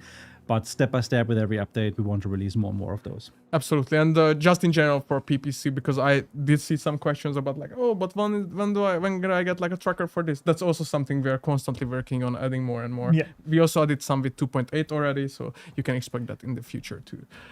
And with that, we arrive to the end of our content for Chapter 2 of Road to Hell, and maybe let's start looking at the Q&A segment of the stream and answering some more of your questions that we couldn't until now. Let's do it. So let me just open the questions here as well. Okay. You're our connection to the outside world there, Ben. So Yeah, we don't know. I'm We connected. rely on you. I can make up questions. my eyes are so bad I can't see anything on the prompter when it comes to the chat. Yeah, I just had to, because like our lovely community managers already collected a lot during the stream, but some were actually already answered. First of all, I think you mentioned this, but maybe we can say again, how many balloons spawn on the map? There's one balloon at the one stronghold that spawns at the map. Yes. Yes, we see there's an upgrade to the stronghold. Wherever the stronghold is, the balloon is. Yes. So what if like they close a gas tank by damaging it or shooting it?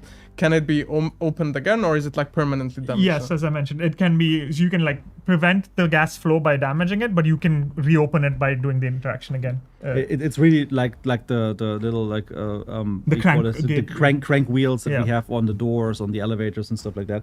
So the same interaction is true here, and if you do like proper damage to them or interact with them, And just on that again, like, is there a limit of what damage type, or does it have the bullets or melee damage? Or... It's exactly the same as for the crank wheels. So yeah. So not choke, for example. Yeah. Yeah.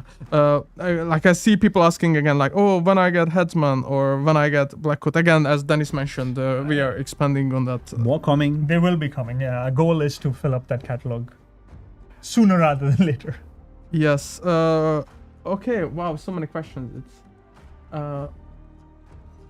Oh yeah, a typical question about cross progression between PC and console. As we mentioned already multiple times, that currently we don't have any plans for this to share the progression between PC and consoles. It's kind of two separate things. And since we also introduced the lobby invites also separate, so PC players can invite other PC players, be it on the Windows Store, Game Pass PC, and we had or just the console, so Xbox and PlayStation. Yeah. Clear, oh, that's a fun question. Will traits be added to the preset loadouts? We talked about this, I think, in one of the last streams. We do have that on our list. When this is happening, I can't talk about yet. But this for us is the piece that completes this whole thing. It's there. We're working on thinking about it. Maybe I can share like just the chat with you guys here while I look at the preset questions, so you can like grab any that you see. And here was popping I up just as well. hoping I just get spoon-fed some Can questions. you see but- these then? I will. I am doing. doing that, but meanwhile, if you see anything else, then you can also just take from that.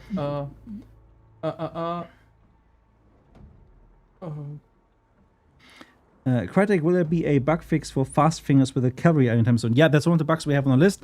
I don't think it's part of the 2.81 update package, but it's definitely something we have on the list. So there's a couple of general fast finger bugs we're looking into when it comes to the ammo transition, etc. So expect that in one of the upcoming updates. One of the questions was, will the balloon and stronghold stay after the event? Currently, no, but the idea is we do want to, these mechanics have been invested in, so you might see them down the road somewhere, similar to the circus and Balweaver Nest. When has something from a previous event ever returned? Yeah, no. I mean, of course, we want to feature these things more, but like when, how, in what frequency, etc., what the reason for the return is.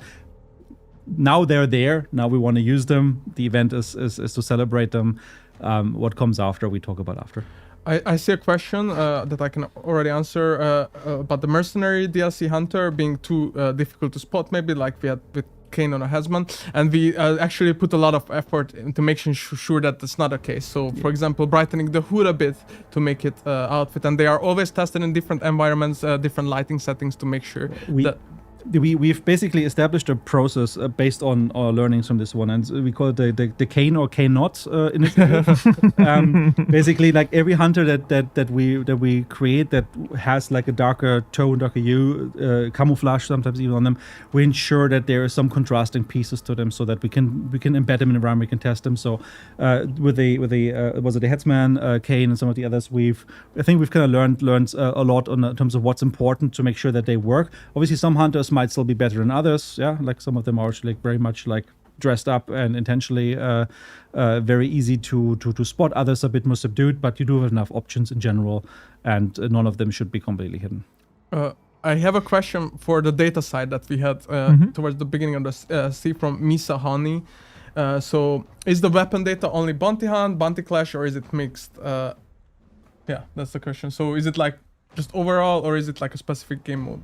So we're looking specifically at all of the game modes across the board. So this is just the raw weapon data of like if you're entering a game with it. Now that's the important part, because obviously in Soul Survivor, unless you have a pistol, you do not enter the game with it. So we are aware of like that some of those choices can skew the data here and there just a little bit, obviously, but for the most part we're looking at primarily bounty hunt, and that's the primary mode. Everybody is playing that one, and it's by a vast amount like the mode with the biggest attention, and it has the strongest impact on the usage data. So what you bring into bounty hunt ultimately is what is deciding factor here for that chart. I do have a lot of questions about the balloons. So we have from Alush 806 asked, can you unload the balloons as well before sending it, or when you put something in it, is it logged in forever? It's loaded in forever. So you have to make that conscious choice. Under pressure, very often. Yes. And then that's part of it. I think I really liked when you were explaining this a little bit earlier, Rohan, about so we had the concerns about like, so why is the weak ammo box like so small, right? And we were kind of teasing them in the first chapter, right? Like, we didn't think so many people would extract. They were there. We actually didn't think that extracting them would be as prominent of a choice by so many players as this was, because many of you are actually dragging these things out. Like, why? Just joking. But what we see now with the balloon entering like the set here is that. First off, there's so many more of those crates around. We have like 12 now scattered around. So I mean, it's variable, but like expect around up to a 12-ish or so in this crate. So there's a lot more different ones to choose from. So you might also just have to quickly make a choice because you hear that other team rolling up and say like, before I'm gonna launch the balloon just with 3, I'm actually gonna put that weak ammo crate in there, or just the one with a just reduced money, because I just couldn't find any of the others. So it just makes it interesting to interact around the trenches and the stronghold itself and kind of assemble the perfect balloon in a way. And yes, because you're also locked in with your choice, you kind of are committed then, right? So you might want to just like dump them maybe all next to each first, collect them a little bit, and then see which ones you kind of puzzle in at the end. It's interesting to engage with that. So we think you guys will have kind of a lot of fun like figuring out what the best combinations are for what to extract. But so you're talking about like people carrying it, but winning meant like if you already the balloon is already gone, can you still walk out with it if they really want? Yeah, Yeah. it still stays. But the And- mechanic doesn't go away, and as you said, like there's a slot for space for like 4 of those Yeah. cargo crates in Yeah. a balloon, which means there's plenty of other ones to kind of Scraps. go through and pick the best ones and then bring them carry around. it Yeah. out. Yes, it's still possible. Can you steal the balloon using Serpent from Roderick Dawn? No. Once the bounty is in the balloon, it's confirmed in there. So Yeah. In general, like we experiment a little bit in during the playtesting phase, like how much we want to allow others from the outside to interfere with the balloon mechanic. And at first it was very tempting. It's like, you can kind of poltergeist do stuff, interact with it, and now it's yours. But it became so unfair so quickly. Especially the example Beetle Poltergeist, obviously, like it's like the least committing one. Yeah. So we decided that you have to actually release the balloon physically, and it's a very long interaction with 8 seconds. Lots of things can go wrong during those 8 seconds, and you need to be in the right spot to be able to really release it safely, and then really claim it for yourself. yeah, there was just one question about whether you drop a cargo crate at extraction and then extract. Yeah, that will not get you the reward. You have to be holding it. Yeah. So every player can the maximum bring 1 of those crates Exactly. to an exit to get. You like, can't a little bit of a stockpile boost. all the 12 there. No, Get a little like extra lunch box. Just to go back to the I'll data take away. just to go back to the data side again, because of course we were looking at the smaller frame, and you guys already mentioned that challenges can cause a bit of spike. Our sales team also said, just to mention that, of course, if like a new skin releases, that can also appear in absolutely. small spikes. Which we said with the infantry, right? Yeah. So. And even what we talked about earlier with the crossbow, right? Like seeing the crossbow go up a little bit, a large part of that probably is also related to just people trying out the new skin as well, right? Yeah. So it still kind of remained flat, and we see this upwards trend. How strong that upward trend has been potentially being impacted by the new skin, absolutely valid point. Definitely is a factor here. There was a question about scarce ammo, and are we planning to rotate the variant still, or does it just stay like this now? Yeah, so we moved away from the rotation. Yeah. Like several updates ago, when we introduced the scar system, we kind of made it piecemeal. Like, so it's going to be that specific scars, or we made that specific ammo scars on this specific weapon, and had like a set of the first of the most annoying ones that we felt had the strongest impact, but also some of the others. And our intention back then was, okay, yeah, let's just rotate through regularly, kind of freshen things up, etc. But ultimately, we still found out like, yeah, no, it kind of makes sense that this remains scars, and we never really did this rotating piece. So with this new strategy that we've introduced with 281, we've now opted in making entire category scars, but also the rotating part doesn't make so much sense. Like, I don't think anyone will benefit from poison ammo being made scars, right? Like, instead of, let's say, another category and then rotating through. I think we are in a good spot right now by promoting the weapons being used a bit more purely, without some of the more controversial ammunition pieces, even though, yes, some of those weapons really relied on them to find their place. And then that's also why some of this balancing that we discussed earlier is coming into effect now to help with this. But we do believe that these categories are meant to stay scarce across the board. And you can still get these effects by just upgrading in the mission if you're lucky to find them. But again, we're looking for more feedback here. So if you guys feel differently about this, if you feel strong, if you feel like this is the wrong idea, let us know. What we've seen so far is it's a hot topic in the community. It seems to be like an equal split between people saying like, you completely ruined this gun without Dum Dum, it's useless. I never ever play it. It's such a shame. It was so good. But they say like, fucking finally, like I can now play without just having to bandage all the time in a fight because everybody brings Dum Dum on a secondary. So we think it's a healthy change, but it might still need a bit more time to settle down. But yeah, let us know what you think that impacts our tuning and balancing. I did see one question regarding the balloon and when, like, whether you lose your dark sight when you put bounty in it. Mm-hmm. Yes, you will. So make sure you kind of use it all up before you load it in. That's a good question, actually. I didn't even think about it. That's clever. I've seen a lot of questions about this, and I'm not sure if we have an update. But just before you go into this one, like on that same note, what I think is really beautiful about being able to store the bounty there is that it also gives you now, like, let's assume you've been the team that took the stronghold, you've been holding that space, you've banished the caged boss, you're holding on to that bounty in there. Normally, in order to get away, you need to now physically move to an exit, right? Yes. While the bounty is still on you, everybody can ambush you, etc. With a balloon, you actually can kind of phase out a little bit, right? Like, because you no longer have a bounty on you, the bounty which moves with the balloon, which means you can just like ditch that location. You can just disappear through the side entry, like jump off on the side, make a run for it, disengage, maybe attack it from another angle again. You'll become a regular team without necessarily the burden of bounty, unless you carry other bounty tokens, of course. But it gives you a lot more opportunities to kind of do a bit of a hit and run, get it in the balloon, and then bugger off and just make your way to the exit in more invisible. There is something I missed. Someone asked, will there be a sound cue when someone extracts a bounty with the balloon? Yes, it follows the same rules. So I did mention we wanted to make the UI very diegetic with the balloon, like the whole experience. But the one thing that does still happen is if someone extracts a token from the balloon, you'll get the big banner that says so-and-so extracted a token. So it will be obvious when that happens. Yeah, one thing that many people asked, and it was like one of the most asked questions. I don't know if we have an update for it as of now. We did run a small test where we had 15 players in the lobby. So is there any news regarding that? Yeah. Or? No immediate news. So we were very happy with the test because it showed like what of a talking point this is in the community. Some people completely hating it. Some people saying like, yes, this is like the refresher I always wanted. We also identified, thanks to your feedback, a lot of pain points that we need to address. We haven't really come around addressing those.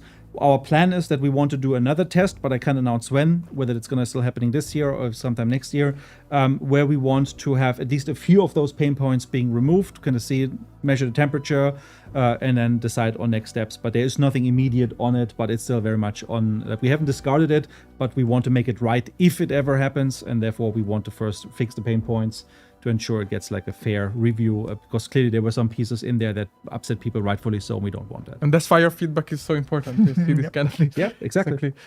From my side, we answered most of the questions. So unless you see... There was a couple. There was one that asked whether if you extract a scarce weapon box, does the whole team get it? Yes, like any of the balloon crates are shared. Even at extracts, you have to extract together. But you'll get it together if you extract. And at the balloon, the moment it's gone, everyone gets the reward on the table. Yeah. Just like with bounty, etc. Like we want to reduce the friction within the team. We don't want you to murder your teammates to claim the reward. No, like whoever is the poor guy having to do this 8-second interactions to release the balloon, his sacrifice will be remembered by everybody else because everybody will get the reward. All right. Else in there? I'm also trying to look here. I mean, it's the usual questions, and you mentioned this a bit earlier about like MMR hyping, etc. Yeah. Again, reinforcing what we talked about in our Fair Play initiative. With the last stream, we have the big streams for bigger initiative updates on that one. We gave a bit of an update about, like, for example, the ban numbers in the last couple of weeks, etc. However, more of that stuff is to come, but it's very much an active topic. And if you want to go into the details, please have a look at the previous stream again, where we have people from our strike team there that actually work on that stuff day to day and making a hell of improvements on that.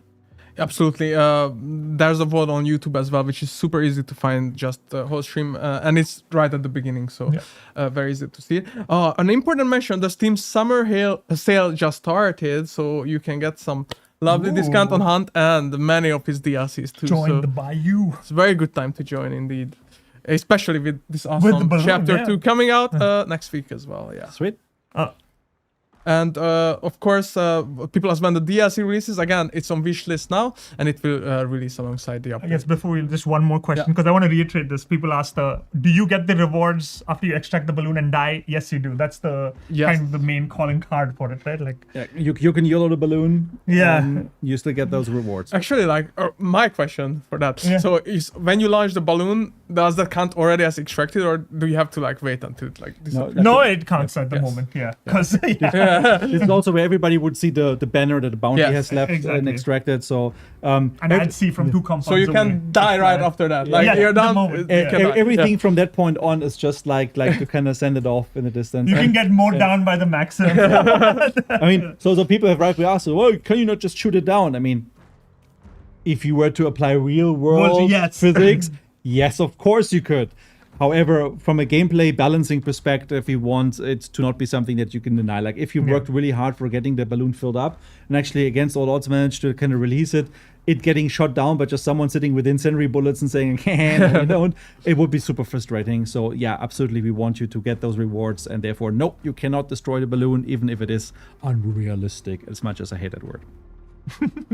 Okay, so I think we answered actually a lot of questions. So thank you for taking the time to answer all that as well. Yeah. And yeah, we covered a lot of ground this stream. So thank you for tuning in. Of course, again, if you missed something, the VOD will be always available on YouTube, but you can also rewatch it on Twitch for a good while as well. Please check out Chapter 2 coming next week, and all the balance changes with it as well in update 2.8.1, which releases with it basically. And check out the new DLC and of course the Steam sale for all of those that may not have the DLCs and the avatars coming with it now, or if you're new to the game and maybe you're just watching this stream for the first time, it's a perfect time to jump in there. Yeah, hi there. Come on, join us. Join us. We're reasonable folks. Shoot some people with us in game. Yeah, very important. Yeah. That is Ron. Thank you so much, and that one as well. Pleasure. For joining. Absolutely. And with that, we wish you all a good night and a nice summer as well. Yeah. See you in the trenches. Bye-bye. Bye.